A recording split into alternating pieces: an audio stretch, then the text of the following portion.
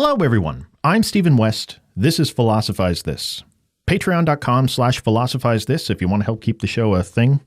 Philosophical writing on Substack at Philosophize This on there as well. Thanks to everyone, by the way, who's told a friend about this podcast over the years. Really appreciate it. Most of all, though, I hope you love the show today. So by this point, we've done 3 episodes on Byung-Chul, and it can start to seem like the guy might just be a negative person, like in general. Guy needs an edible arrangement sent to him or something. Cheer him up a bit, you know? I mean, think of all the criticism this guy brings into a room. My God. Always complaining about something going on in modern society. Apparently, we all live in a digital panopticon if you're him. Something that most of us, I guess, don't even know that we're in, let alone us being capable of finding a way out of it. He says we have very little that binds or connects us together anymore as a species, that we have no shared understanding of truth anymore or of community. We don't even have shared stories to tie our lives together. That's what we talked about a couple episodes ago.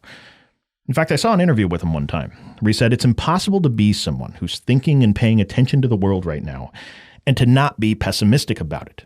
But is this statement telling the full story of the work of Byung-Chul and all that he has to say? Is it possible that this statement is true, in a way? He does look out at the world and feel very pessimistic about where most things are headed. But that he also thinks there are certain choices people can make in life, certain ideas someone can pay attention to, where there's actually a lot of hope for an individual that's willing to put in the time and effort.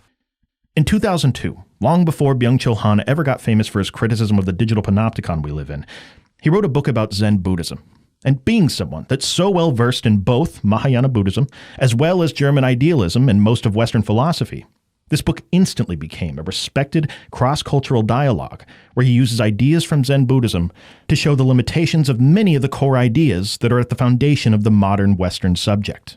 What I'm saying is, by the end of this episode, we're going to understand how the burnout society and being trapped in a digital panopticon is something that's uniquely possible when your view of the world is rooted in a traditional Western type of subjectivity.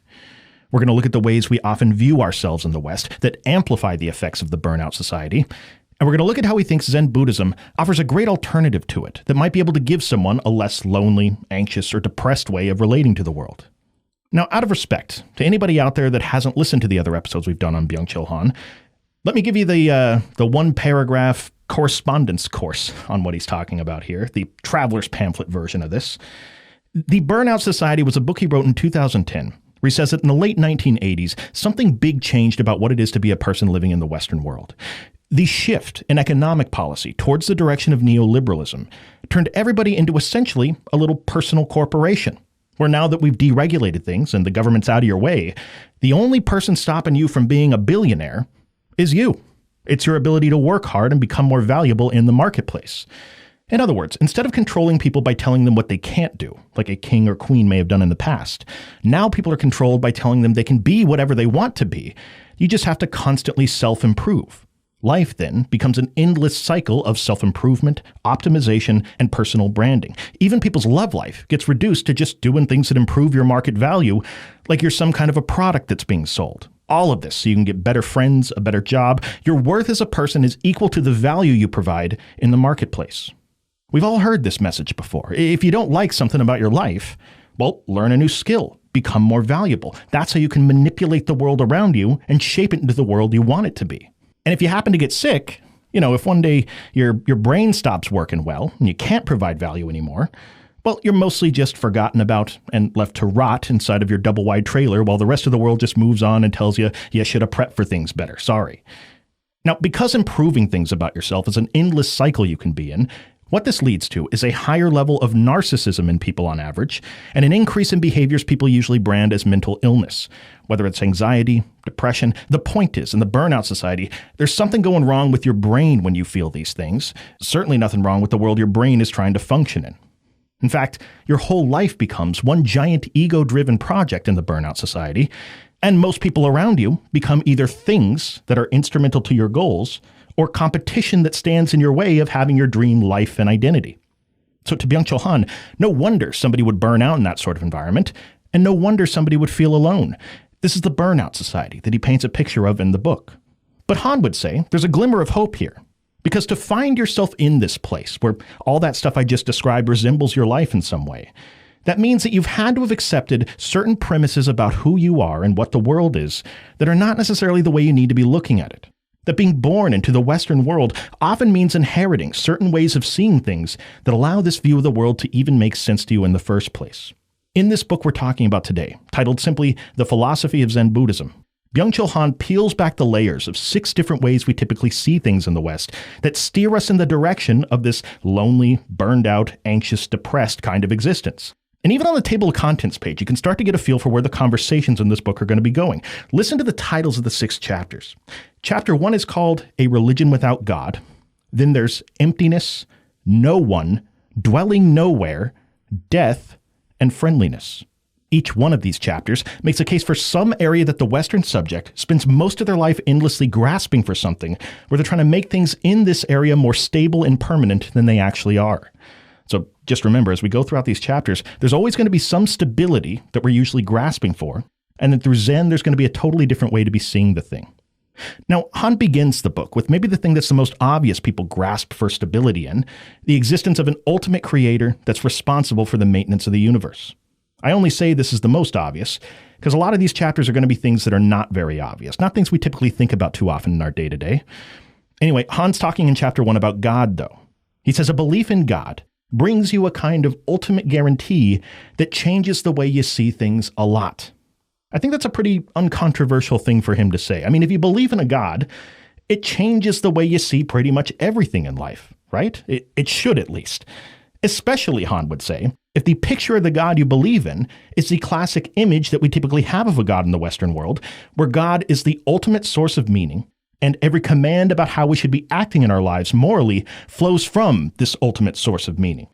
In other words, for Han, it's not so much about the belief in God as much as the belief in some sort of transcendent entity that we're all beholden to, one that we all owe ourselves and our behavior to every second of every day. Because consider the similarities between this way of thinking about God and the way most people approach their lives in relation to the burnout society. Instead of every moment of their life being monitored by a God, now every moment's monitored by metrics and data that track how efficient they're being. Instead of feeling guilty that God's really disappointed in me because I didn't follow his rules today, they feel guilty if they're not self-improving enough with every second that they have. They always feel like they should be doing more. Again, this is a classic Western way of relating to some ultimate moral authority, and it primes people to fit right into this neoliberal economic setup that we have. But Han's going to say we don't need to necessarily be looking at religion in this way. And he's going to make this point by refuting something that was said originally about religion by Hegel all the way back in the 1800s. Remember, this book is a dialogue between certain ideas from Western philosophy and Zen Buddhism.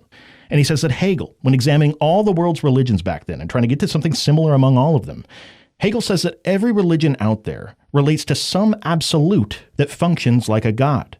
Now, sometimes, he says, depending on the religion, the absolute just is a god. It's a being that exists somewhere, that created everything, and gives people moral direction. It's pretty simple in those cases. But sometimes, like in Buddhism, Hegel says, Buddhism is also a religion that has an absolute at the foundation of it, something they call nothingness. But then the goal of Buddhism, he says, is for somebody practicing it to recognize the limitations of the ego, and then to dissolve their individual existence into that absolute of nothingness. Nothingness, then, Hegel says, functions more or less like a god in Buddhism, even though there's no belief in an actual being that's maintaining the universe. But Han's going to say that this misses the entire point of most Buddhism, and that this is especially true when we're talking about Zen as a particular subchapter of Buddhism. First of all, he would say, Zen doesn't ask anybody to dissolve their particular existence into nothingness. No, it just makes the claim that your everyday experience, as it is already complete as it is. That you don't need some transcendent thing or a god to give you some ultimate meaning to your experience, or, by the way, to create a set of protocols for you about the way you should be acting. See, morality, typically in the Western world, he says, is an additive process. We start at a disinterested, morally neutral universe that really doesn't care one way or the other about us. And then morality is when we add on stuff after the fact and then give all sorts of good religious or philosophical reasons for why this morality is justified. But as we'll see throughout the rest of the book, Zen is not about adding anything onto our experience. Zen is about noticing the position you already occupy in the world, which you come to realize is a meaningful position in its own right, one that doesn't need morality tacked onto it for it to be meaningful. We'll talk more about it here in a minute, but one other helpful thing that Byung-Chul Han does all throughout this book that'll help you understand the flavor of what he's trying to do here is that he works in famous examples from the history of Zen practice to illustrate whatever's being discussed in the particular chapter. This could be a poem, a parable, a haiku. The point is that in Zen Buddhism, our experience is something that's impossible to fully express through normal language, and that there are going to be certain things about our lives that can only be understood through firsthand experience. And if you wanted the closest thing you could get to expressing these kinds of things, you're going to have to use more poetic forms of communication like these parables, haikus, koans. This is why he uses so many of these throughout the book. And the one for this chapter, when we're talking about Buddhism being a religion without God, is a story from when a monk asked a question to the head of his monastery named Master Dongshan. It's become a very popular example to reference in these kinds of discussions. The monk asks him a really simple question. He asks, "What is the Buddha?" Master Dongshan replies back to him, 3 pounds of flax. That's what the Buddha is. Now again, keep in mind, this is supposed to feel kind of paradoxical when we first hear it. I mean, normal person gives you that answer back, you're probably strapping him to the hood of your car and driving him to the emergency room. Like, 3 pounds of flax. What? But keep in mind, this is an answer coming from the head of a monastery. It's supposed to challenge the typical ways we think about things in the West. In this case, when it comes to our views of what counts as a transcendent being like God. What Master Dongshan means when he says the Buddha is 3 pounds of flax is that the Buddha isn't some being that's hidden behind everyday reality, living up in the clouds somewhere where we can't see him. He's saying that reality, in its very suchness, as it said, whatever's right in front of you, even 3 pounds of a fiber called flax that's sitting in a marketplace somewhere, even in that mundane, everyday experience, enlightenment is available to us. 3 pounds of flax as an answer is supposed to stop us from always grasping for some big metaphysical solution or some being that's going to complete our reality for us. Instead, what this is supposed to do is to get us thinking about the true immanence of things. That again, our everyday experience is already complete as it is if you're paying close attention to it. This is why Hegel's reading of Buddhism is backwards, Han thinks. Zen isn't trying to dissolve the ego. It dissolves the entire need for a master-slave, God-human, dualistic type of thinking that so much of our making sense of the world is rooted in the West. To put it a slightly different way, to see your experience more through the lens of Zen Buddhism is to live fully in the immanence of reality as it unfolds. Again, there's no need for a God to complete something about your experience. And again, this is a way of grasping for some kind of ultimate moral authority that leads people to a kind of passive acceptance of their role in something like the burnout society. Now, chapter 2 moves on from clarifying Zen as a religion without God to the concept of emptiness or shunyata. We talked about this idea recently in the series we just did on the Kyoto School, episodes 216 and 217, for anybody that wants a more detailed description of what's meant by emptiness. But today I'm really trying to focus mostly on stuff from this book that's new, things we haven't talked about recently. And to describe this chapter in a way that's on theme with the conversation we're having today, Western philosophy typically thinks of the concept of substance in a way that has huge effects on the way we see things and people in the world around us. That just like a belief in God has a huge effect on the way you see the world, substance is another one of these big things that we're always grasping for, to Byung Han, trying to turn it into something that's far more stable than what it actually is. He points out how the word substance, which, by the way, originally comes from the Latin translation of Aristotle. The word substance, if you break it down, literally means standing under, substance. And he says with this being the metaphor we've had to work with for so long in Western philosophy, of course we would see the things around us like they are separate, standalone objects. And of course we'd assume that reality is made up of material stuff underneath, where one of our biggest tasks as thinkers is to study it and find the essence to what makes up all this stuff. But this whole way of thinking about the world as a bunch of separate, standalone things lends itself really well to the kind of thinking that's common in the burnout society. I mean, think about it. How are we to view ourselves in a world that's like that? Well, we are all separate, standalone people that need to brand ourselves and produce value for ourselves. It also, for whatever it's worth, is a way of thinking where things, including the raw materials of the environment, things are these self-contained blocks that can be manipulated and processed. Everything can be owned, and everything can be sold in the burnout society. This is the technological enframing that Heidegger talks about in his work, right? Where everything and everyone becomes an object that's instrumental to some end or to some ego-driven project that someone is working on out there. But shunyata, or emptiness, is going to challenge this way of seeing substance. Because imagine seeing the world where there are no separate, self-contained things out there. A world where everything, when we see it, is always sort of bleeding into everything else around it, meaning always dependent on the things around it for its existence, with those things equally dependent upon it for theirs, a kind of interdependence, you could say. I mean, you could just as easily chop up and make sense of the world in this way too, right? Byung uses a famous line from the Zen master Dogen from around the year 1200 AD. In something he wrote called the Sutra of Mountains and Water, Dogen says, quote, "The blue mountains are walking. Flowing mountains pass over the water," end quote. And what he's referencing here is the concept of emptiness that we're talking about. See, it's really tempting for us to think of something like a mountain as just some giant, beautiful, rocky, standalone thing that's off there in the distance. But consider how much of what we mean when we say there's a mountain over there is made up by relational processes that all converge together to make up what we think of as being a mountain. Tectonic plates, for example, collide and send that mountain upward. And the ongoing seismic activity there makes the mountain something that's always swaying and moving to some extent, just very slowly. More than that, snow and wind and rain are constantly changing what this mountain is, eroding it down, changing the setting of things. By the way, with the size of the mountain itself affecting those weather patterns in its own right. If it's a mountain like around where I live, then the snow melts eventually, and it creates giant rivers that run for hundreds of miles in all directions. They provide water to the surrounding towns. Animals that live around there then drink from those rivers and then spread the nutrients from the water to the surrounding plants. The examples here are endless, and the point for Dogen is mountains are not some static hunk of rock that just sits there all day like we might assume with a classic Western view of substance.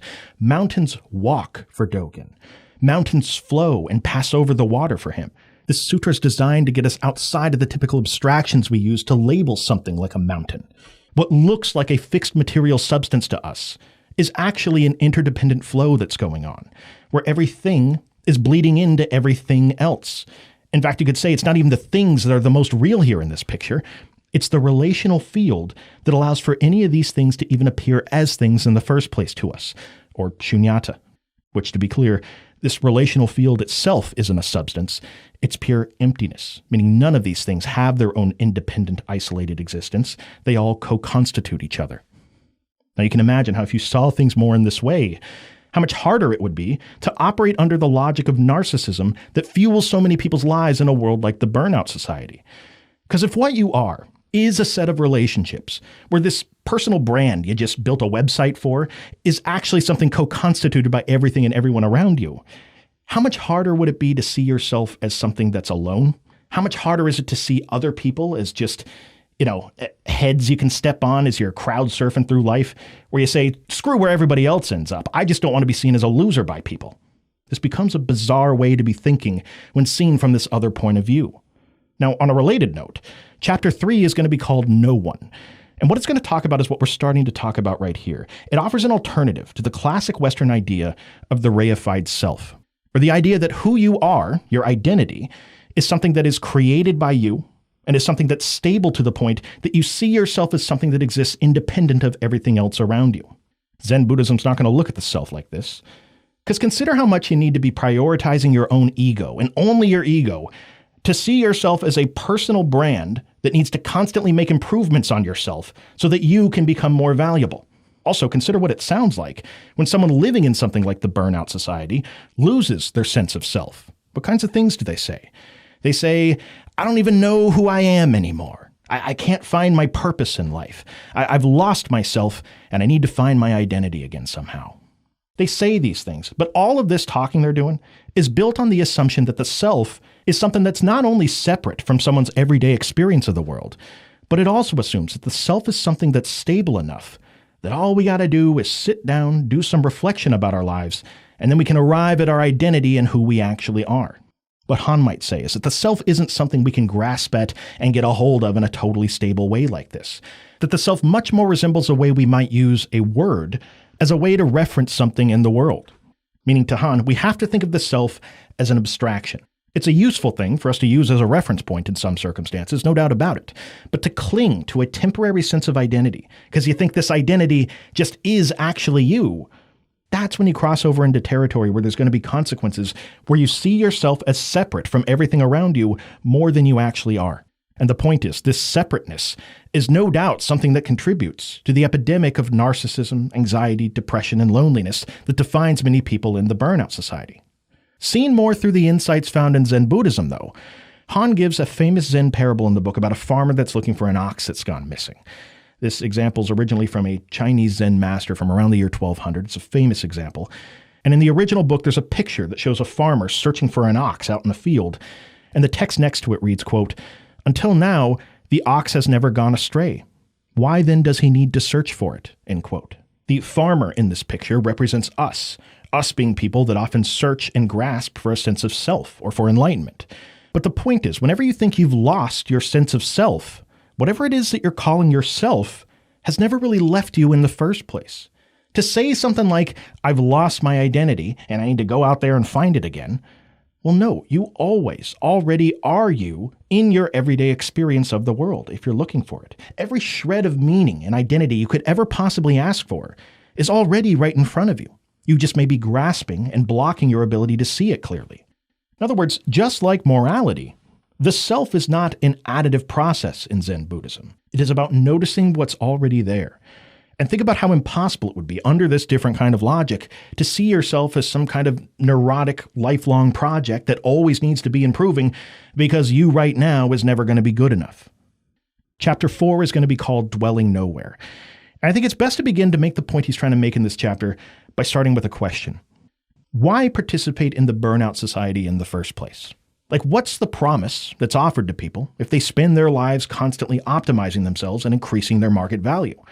Well, people are told that if you become valuable enough, then you can manipulate the world into whatever kind of world you want it to be. Increase your market value, we're told, so you can drive the ideal car you want to be driving. Buy the perfect house in the perfect neighborhood. Eat only, hydroponically grown eggplants that were blessed by a shaman every day from the time they were little saplings. You can do that if you want to. In other words, the promise is become valuable enough, and you will never have to be in a situation that you don't want to be in. The world will start to conform to you if you just become important enough to pay to make it happen. But Zen, on the other hand, just as an approach to human experience, it goes in the opposite direction. Remember, under this way of seeing things, our experience of the world right now is complete the way that it is. It doesn't need anything. That's the insight that leads to awakening in Zen. So when the title of the chapter is going to be called Dwelling Nowhere, the point is, what's the opposite of never feeling comfortable unless you can control every aspect about every situation you're in? Well, it would be dwelling nowhere to Han, where home isn't some specific place, and it isn't a set of conditions that make you feel comfy all the time. Home is, in a sense, the skill of being completely at ease inside the continual change that's always going on. In other words, instead of always grasping, trying to make the world into exactly the way we want it to be right this second, why not learn to feel at home no matter what situation you're in, ultimately dwelling nowhere? Han in this chapter cites a famous letter written by a Japanese poet named Matsuo Basho, where he writes to a friend, quote, "I wish to live like drifting clouds with a heart that dwells nowhere. Procure for me only things I need not cling to," end quote. This line beautifully captures the point that Han wants to get across here. Western philosophy, he says, usually says that if you want to find someone's dwelling place or their home, look to what's often called their oikos. It's a Greek word meaning their house or their origin place.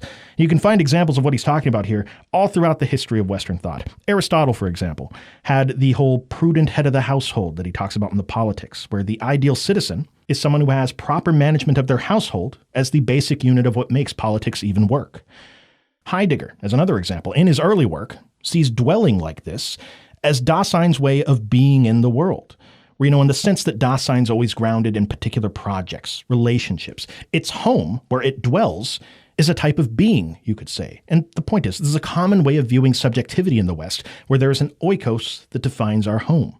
But Basho's going to say in this letter to a friend that he doesn't ask for anything in this world when it comes to the conditions that make something home. All he really asks for, he says, is a hut made out of spider webs. It's a crazy thing to say. And he says, let that hut be exposed to the wind, let it be destroyed. Because all the conditions we live under, he says, no matter where we are in life, all of them are provisional anyway. Every situation we find ourselves in is already half gone, he says. So on that note, and just to bring all that we've discussed here so far together a bit, imagine a way of going throughout your life where you're not grasping for a creator or the perfect set of moral rules to follow. or grasping for the world to be made of things that have fixed, stable identities, or for a stable identity when it comes to who you are. And now imagine not grasping for a set of narrow conditions that you need to make you feel at home all the time, like you've arrived at the finish line in your life or something. The thinking for Han is that if there's nowhere that you're dwelling, then everywhere becomes a place you can feel at home in. And what comes from that insight is a totally different attitude towards the ever-changing world. He says at that point, it's not about becoming more valuable so you can manipulate the world into what you want it to be. Now you can welcome whatever or whoever comes into your life without having to do all the calculations we normally do, where we wonder, is this situation good enough for me right now? Very common for people to do in the burnout society. Is it warm enough in this movie theater right now? Or should they have definitely made this place a few degrees warmer?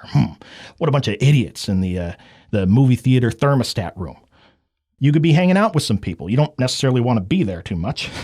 So you wonder, are these people around me useful enough for me to be spending this time with them? Am I getting enough out of doing this thing I'm doing for it to be worthwhile to me? But what comes from this more Zen perspective is an attitude where every experience that you're having is something worth welcoming on the basis of what it is and that alone.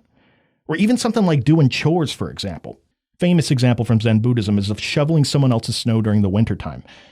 Even in a moment like this, even if you were getting nothing from doing it other than just helping somebody out with a really difficult task, this too becomes a piece of your experience that's worth welcoming.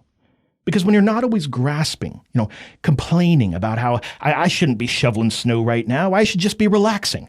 When you stop doing that, you notice that shoveling snow just is the way your existence is relationally unfolding in that moment. And that in itself is good enough. There's actually nothing missing from that moment. And that's what Han means by dwelling nowhere in this chapter. When you stop grasping all the time, you realize you were already at home all along, no matter where you were. Now, somebody could ask back to this. Well, okay, but does this mean that people can just treat you horribly, abuse you in whatever way they want to, and you're supposed to just accept it? Like, hey, this is just my place in the unfolding of reality right now, I guess. Can't really do much about it. Well, no. Han's point here, much like Basho's point that he makes in the letter, it's not about becoming passive in your life. The important part here is about the not grasping for some fixed, idealized set of conditions before you can ever decide that you feel at home. You still do stuff. You still respond when people treat you poorly. But the point is, now you're doing it from a place that isn't always defending some ego you have or clinging to a sense of how the world should be for you in every moment. And by the way, this puts you in a place where you can take action on things and not have it be out of a place of panic where you think your home's being taken from you in some way. In other words, this allows you to be more clear-headed while responding to the things you want to adjust in your life.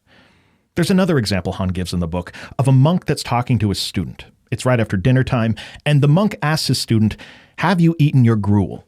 Meaning, have you finished your meal that we just had right now during dinner? The student says back to him, "Yes, I have." So the monk says, "Then go wash your bowl." The significance of this short little excerpt for Han is that even in the mundane, even something as simple as, "I just finished eating my meal," can create a feeling inside of us where it's like I've completed a task and now I've arrived at some kind of a finish line. The wisdom in what the monk is saying here to the student is that there is no completed moment going on. All of these moments bleed together into a universe that's always moving. There's always a next thing to do. And even in these small moments, we need to remember to never cling to them for a sense of false stability. The bottom line for this chapter is that Han wants to question the Western idea of being settled and secure all the time, and replace it with a more Zen practice of what he calls passing through, as though you're traveling somewhere, and being at home no matter where you are or what's going on. And for whatever it's worth, yes, if you adopted this kind of attitude, it would come with certain trade-offs, you could say. No doubt this could lead someone to feel a kind of rootlessness if they were to do it all the time. But what you get in return is what Han calls a kind of hospitality towards the moment, a friendliness towards the world you're living in that he thinks makes it much harder to feel as isolated as we often do in something like the burnout society. Now, if you remember from when I read the table of contents, the last chapter of the book is called Friendliness. And since that seems to be where we're at in the discussion of all this, I'm going to skip to the last chapter right now, talk about friendliness, and come back to the way we see death here as a closeout to the episode. So the point he makes in the chapter about friendliness is pretty straightforward.